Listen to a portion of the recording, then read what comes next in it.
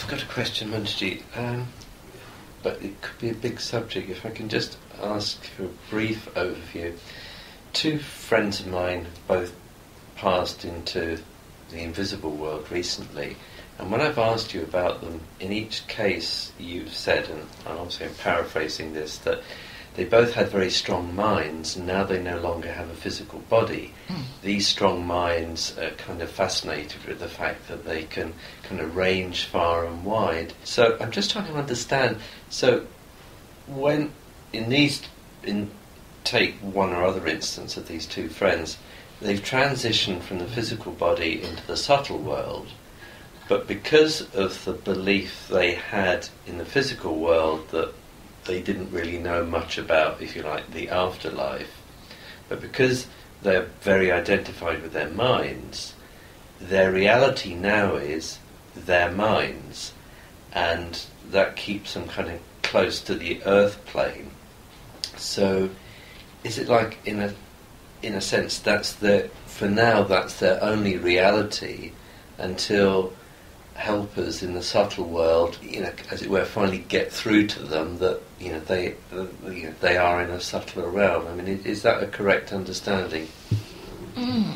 Relatively correct. The small difference is that as you transition into the invisible life, so-called, or you shed your physical form, indeed, the aspect that it was paramount in your physical existence will retain a predominance. So in those both cases, you have the body of mind being very expansive and developed. So it's not that they are close to the earth plane in that manner. They just are very much connected to their body of mind. So in that subtle body of mind is subtler than the physical body, isn't it? Yeah. But that body of mind can reach your body of mind, because, of course, you are also beings of mind, emotions, and spirituality. So, indeed, this is again a very narrow band of expression of what we are describing in a very elementary, basic way. But as they are deeply connected and valued very much their mind, and did not consider or did not give attention to the possibility that beyond the mind, which is a very potent being, you see, the mind is very unsubstantial. So they are not in any way what you call closer to the earth because of the mind. Indeed, those ones that are usually much closer to the mind is because they have a number from the emotional body, a number of feelings that keep them kind of slightly blocked from going into a fluidity of other element aspect of their being. So the access to other element of their beings is always available. Why? Because you simply shift the wavelengths, isn't it? So, but what they're most familiar is their sense of mind. So the first part is that they are, in one case, a very interested person, curious. Indeed, isn't it? The person was a journalist, so will be a person that will be interested in all kind of things.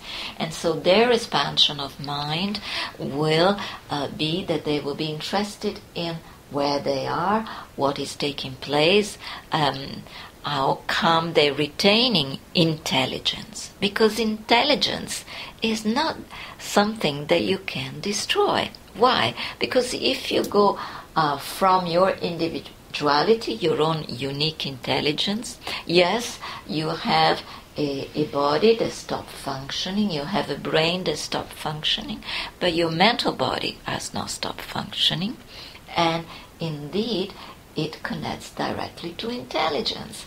And intelligence leads gradually to universal mind.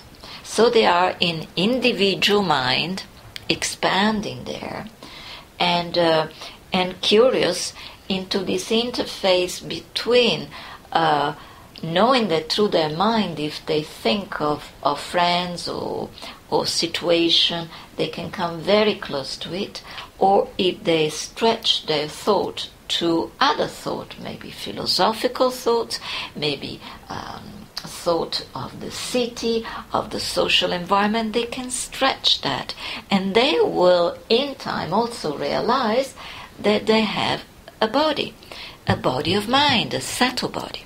Of course they have a body of emotion and they have a spiritual body, but where they wish to, where they are being most active in the physical existence, that's why we say the more you are active in the physical existence to your spirit body, the more you are, it's easier for you to wake up to the highest of yourself. Now, it's not that if you wake up to your spirit body, you are not necessarily waking up to your mental body or your emotional body, because they are woven together.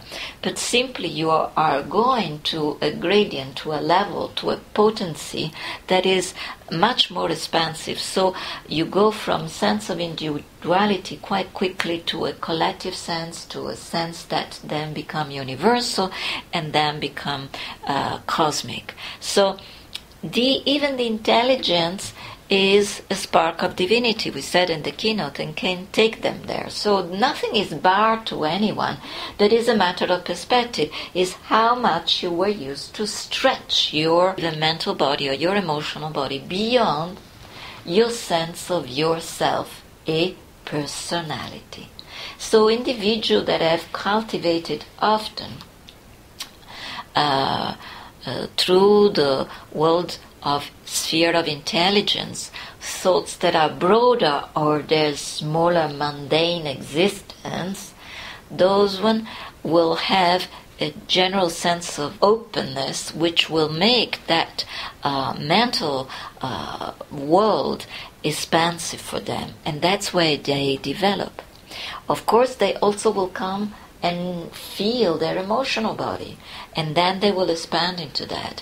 And then also the spiritual body is directly linked to the emotional body and the mental body. So they all in the same thread of spirit, we said, isn't it? They're like the pearls. So it is as if each individual takes their journey in the invisible according to the quality and the possibility they have developed. So it's not if you do not believe in the afterlife, you will be barred from anything. Not at all. It's simply that you will have a certain limitation in understanding or in fulfilling the fullness of who you are. It takes a different position. So your other friend, dedicated to others, to serve others, to attend to the well-being of others, will have more of the compassion aspect that has a feeling tone that come into her existence. So that will be a different tonality, you see.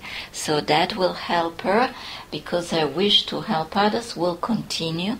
And so her maybe approaching you, approaching anybody on the earth plane, will be to assist them. And to make sense also where she's at, because her mind, body, it's attentive, it's curious, it's open. The difference between an open mind and a closed mind, if we can put it this way, is very important, isn't it, here? So, and nobody's barred because they held certain belief system to the fullness of who they are. But it's a gradual journey.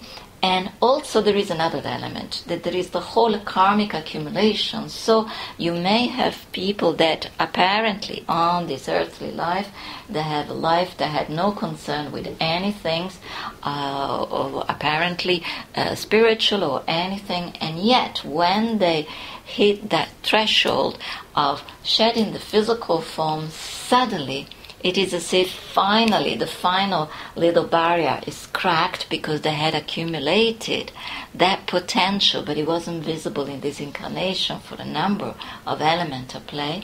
And suddenly they have great realization. They are freer at the mental level, at the emotional level, at the spiritual level that they ever manage. So they can truly relax into the love, they can truly relax into the knowing. And that happens to many people that perhaps had what you call near-death experiences, that they were maybe what they call atheists, did not believe in anything beyond matter, and then they had a glimpse of their nature beyond the physical form, and everything is being turned topsy-turvy in their understanding of their philosophy of life, because they were ready. There was a little crack in that rigidity that allowed them to fully taste clearly who they are, or some of it. And when they return on the physicality, they usually dedicate their whole life to really sustain that, because they see how limited was their view. So does that answer? Yes, thank you very much, Manjuli. It's very helpful. Good.